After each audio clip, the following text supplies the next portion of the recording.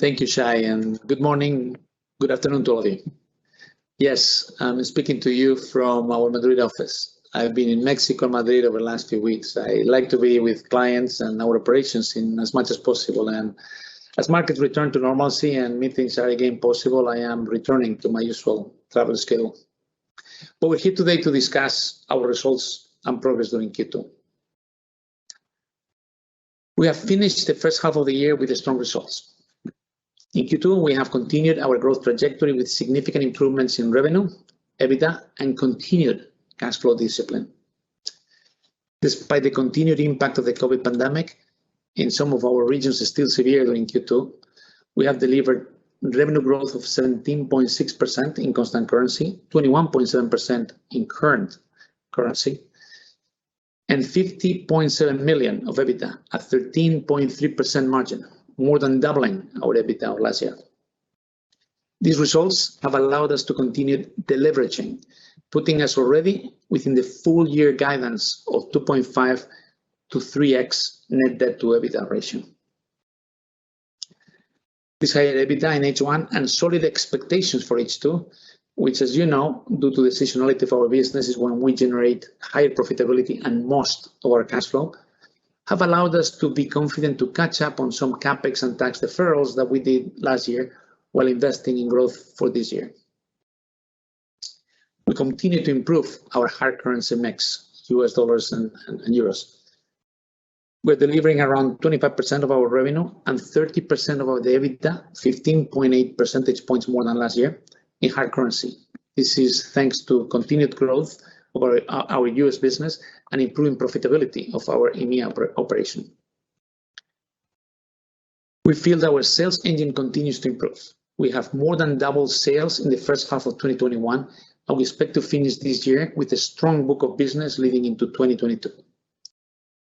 Despite the fact that we continue to be vigilant and we continue to invest in COVID-related safety measures, with these results, we feel that we have fully recovered from the impact of the pandemic in 2020, amply exceeding the results of 2019 and being fully on track to deliver our 3-year plan.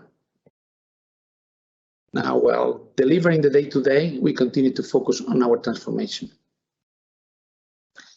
This quarter, we have added a new Chief Human Resources Officer, a new CIO, a new Chief of Information Security, and a new ESG Director.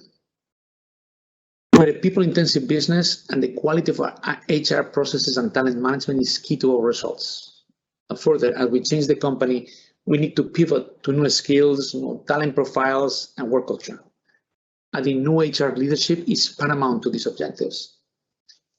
We're also placing more and more emphasis on the technology that we use and that we bring to our clients.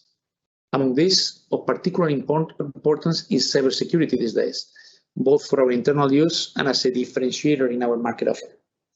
We will continue to add talent to our technology, innovation, and cyber areas. ESG has always been very important to Atento.